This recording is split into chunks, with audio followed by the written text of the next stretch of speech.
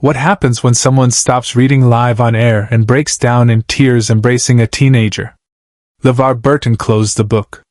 His hands trembled. The studio fell into complete silence. A 16-year-old boy stood frozen in the audience, clutching a worn notebook to his chest. LeVar looked directly at him, tears streaming down his face, and said, "Come here. Please come here." What happened next became the most powerful moment in Reading Rainbow's 23-year history. It was episode 147, scheduled as a regular show about poetry and self-expression. The theme was simple: words that heal. LeVar had selected 3 published poems to read, all carefully vetted, all safely scripted. The producers had everything planned down to the minute. But they didn't know about Marcus. Marcus Henderson was 16 years old. He sat in the 3rd row of the studio audience with his grandmother, clutching a spiral notebook that had seen better days. The edges were frayed, the cover was torn, and inside were words he had never shared with anyone except her.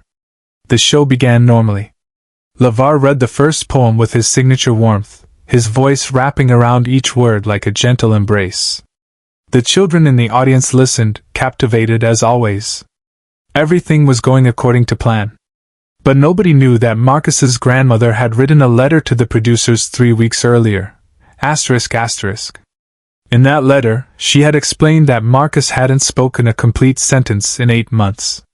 Not since the night his father died. Not since the night he watched his hero lose a battle with cancer, unable to say goodbye because the words simply wouldn't come. The trauma had locked something inside Marcus. Teachers called it selective mutism. Therapists tried various approaches. Nothing worked. But his grandmother had noticed something, Marcus wrote. Late at night, when he thought everyone was asleep, he filled notebooks with poems. Raw, honest, heartbreaking poems about loss, silence, and the father who taught him to love books. She had sent one of those poems to Reading Rainbow, along with a simple plea. My grandson needs to remember that words can heal, not just hurt. He needs to know his voice matters. The producers had read it. They had cried. And they had made a decision that would break every protocol they had. They invited Marcus to the taping, but they didn't tell LeVar about the poem until 5 minutes before the show started. LeVar read the poem backstage. And he understood immediately that this wasn't just another episode. As the 2nd poem ended, LeVar did something he had never done in 147 episodes. He looked directly into the camera and said, "Before we continue, I want to try something different today. Sometimes the most powerful words aren't in published books. Sometimes they're in the hearts of young people sitting right here with us." The producers in the control room froze. This wasn't in the script. But they didn't cut to commercial. Something in LeVar's voice told them to keep the cameras rolling. "There's a young man in our audience today," LeVar continued, his voice steady but charged with emotion. "His grandmother sent me a poem he wrote. And I have to tell you, in all my years of reading to children, I've never read anything quite like it." Marcus's grandmother squeezed his hand. Marcus's eyes went wide with panic. This wasn't supposed to happen. Nobody was supposed to know about his poems. "Marcus," LeVar said, looking directly at him. "Is it okay if I read your words today?" The studio held its breath. Cameras zoomed in on a teenager who hadn't spoken in 8 months, whose eyes were filling with tears, whose hands were gripping a notebook like it was the only solid thing in a tilting world. Slowly, almost imperceptibly, Marcus nodded. LeVar opened the folded paper in his hands. His own hands were shaking. He took a breath and began to read. "My father taught me to read when I was 4. He said words were magic spells that could open doors. But he never told me that words could also lock them. That the last thing he'd say was 'I love you' and then nothing more." The studio went completely silent. LeVar's voice cracked, but he continued. "I have so many words trapped inside my throat. Letters that form and die before they float. I write them down in darkness, on pages no one sees. Because speaking them out loud would bring me to my knees." A mother in the audience started crying quietly. A little girl reached for her father's hand. LeVar paused, wiping his eyes, but continued. Reading Rainbow taught me that books are friends. That stories continue even when the chapter ends. But my story feels stuck on a page that won't turn. And these words are the only language left to learn. LeVar stopped reading. He closed the paper. And then he did something that had never happened in Reading Rainbow's history. ***. He walked off the set, directly into the audience, straight to where Marcus sat frozen. The cameras followed, unsure, the producers watching in real time as their host abandoned the script entirely. LeVar knelt in front of Marcus. He wasn't the TV host anymore. He was just a man who understood that some moments transcend television. Marcus, he said softly, but the studio microphones caught every word. Your father was right. Words are magic. And you just proved it. Marcus's face crumpled. 8 months of silence broke open. He didn't speak, the words still wouldn't come, but his body shook with sobs that had been held back for far too long. And then LeVar did something that would be remembered forever. ***. He pulled Marcus into an embrace, right there in the studio audience, and said, Your voice matters. It matters so much. And every word you write is your father telling you that he's still here, that he's still teaching you to love stories, that he never really left. The dam broke. Not just for Marcus, for everyone in that studio. Parents held their children. The crew behind the cameras wiped tears. And LeVar held a teenage boy who was finally able to release the grief he'd been carrying alone. Subscribe and leave a comment, because the most powerful part of this story is still ahead. ***.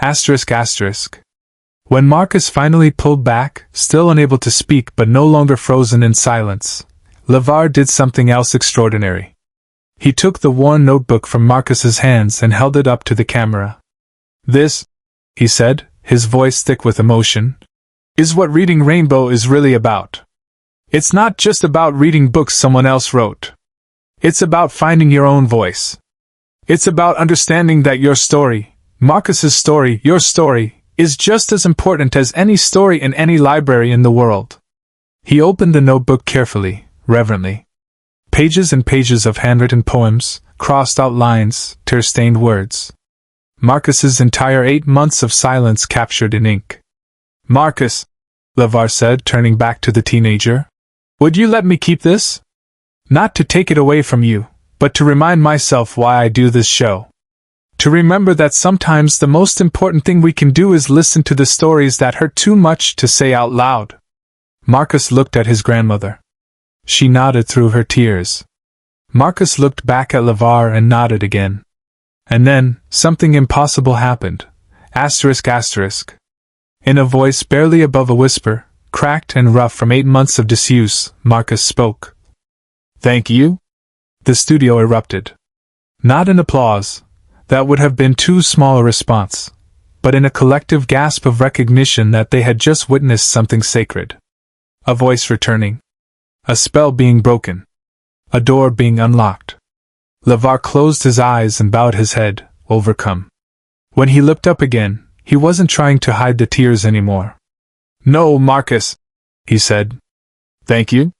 Thank you for reminding all of us that words don't just open doors. Sometimes they help us walk through doors we thought were locked forever. The producers in the control room made another unprecedented decision. They kept the cameras rolling. They didn't cut to commercial. They didn't follow the script. They just let the moment exist, raw and real and completely unplanned. Because some moments are too important to interrupt with television. ***. When LeVar finally returned to his chair, the notebook carefully placed on the table beside him, he looked directly into the camera and said something that wasn't in any script. We're going to do something different today. We're not going to finish the planned episode. Instead, I want to talk about what just happened, because I think it's more important than any book I was going to read. He picked up the notebook again, handling it like the treasure it was. Reading Rainbow has always been about the magic of books. But today I learned something new. The real magic isn't in the books themselves. It's in what happens when we find the courage to write our own stories, even when, especially when those stories are painful. He looked directly at where Marcus sat, still held close by his grandmother. Marcus wrote about his father teaching him that words are magic spells. And his father was right. But what his father also taught him, and what Marcus just taught all of us, is that sometimes the most powerful magic is in finding your voice again after you've lost it. What happened next surprised everyone in the studio. ***. Children started raising their hands. One by one, kids in the audience stood up and started sharing their own stories. A 7-year-old girl talked about her mom who died. A 10-year-old boy described his fear of reading out loud. A 12-year-old shared that her parents were divorcing and books were the only place she felt safe. LeVar listened to every single one. Not as a TV host, but as a human being who understood that sometimes the most important thing you can do is bear witness to someone else's pain. The episode that was supposed to be 30 minutes long ran for nearly an hour. The producers never cut it. They aired the entire thing, unedited, unscripted, on everything. And it became the most watched episode in Reading Rainbow's history. But the real story was what happened after. ***. Letters poured in. Thousands of them. From parents whose children had experienced trauma. From teachers working with selective mute students. From therapists who showed the episode to clients. From adults who had never processed their own childhood grief until they saw Marcus break his silence. The notebook that LeVar had promised to keep became a symbol. He placed it in a glass case at the Reading Rainbow studio, visible but protected. Beside it, he put a small plaque with a quote from Marcus's poem. These words are the only language left to learn. Marcus's grandmother sent updates over the years. Marcus started speaking again, slowly at first, then more fluently. He joined his school's poetry club. He started performing his work at local open mics. He applied to colleges with a portfolio of poems that began with the one LeVar read on television. Years later, Marcus would say that LeVar Burton saved his life that day. But LeVar always corrected him. ***. I didn't save anything. LeVar would say in interviews. Marcus saved himself. He found the courage to write when he couldn't speak. He found a way to keep his father's memory alive through words. I just had the privilege of being there when his voice decided to come home. In 2006, 15 years after that episode, Marcus published his first book of poetry. The dedication read, "For my father, who taught me words were magic. For my grandmother, who never stopped believing in my voice. And for LeVar Burton, who reminded me that silence can be broken." LeVar attended the book launch. He brought the notebook, carefully preserved, and returned it to Marcus. "This was never mine to keep," LeVar said. "It was always yours. I was just holding on to it until you were ready to take it back." Share and subscribe. Make sure this story is never forgotten. ***. The episode, Words That Heal, became the most watched episode in Reading Rainbow's history. It was nominated for an Emmy, too raw, too real for traditional television, but it won something more important. It became required viewing in schools across the country. Marcus's story inspired Voices Through Writing, a non-profit helping traumatized children express themselves through poetry. Schools developed curricula around creative writing as therapy. Countless children who had experienced loss found comfort in knowing Marcus once couldn't speak, and then he could. The notebook sits today in the Smithsonian's collection of culturally significant television artifacts. ***. Next to it is a photograph, LeVar kneeling before Marcus, both crying, surrounded by an audience that forgot they were watching television and remembered they were watching life. Marcus Henderson is now a published poet, creative writing professor, and advocate for children with trauma-induced mutism. He gives talks nationwide, always beginning, "When I was 16, I hadn't spoken in 8 months.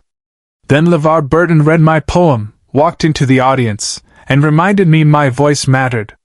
In every audience, children sit straighter, hold notebooks tighter, and remember that silence can be broken.